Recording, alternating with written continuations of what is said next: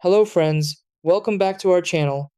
If you're trying to change the screen resolution on your iPhone, you might be a bit confused because there isn't a direct resolution setting like you see on Android or computers.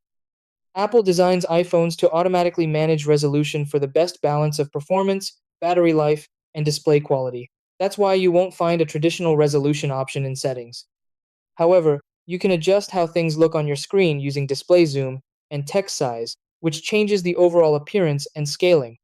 The good thing is that these settings let you make everything bigger or smaller depending on your preference, giving you a similar effect to changing resolution. Try these. Step 1. Open settings on your iPhone. Step 2.